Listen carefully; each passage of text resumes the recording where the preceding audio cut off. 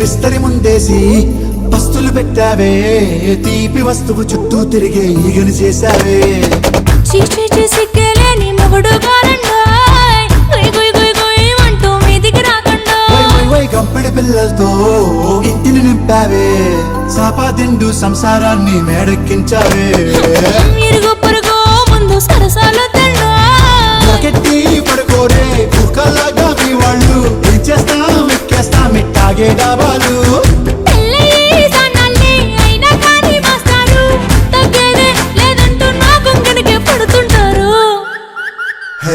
గోదారి గట్టు మీద రామసలకావే.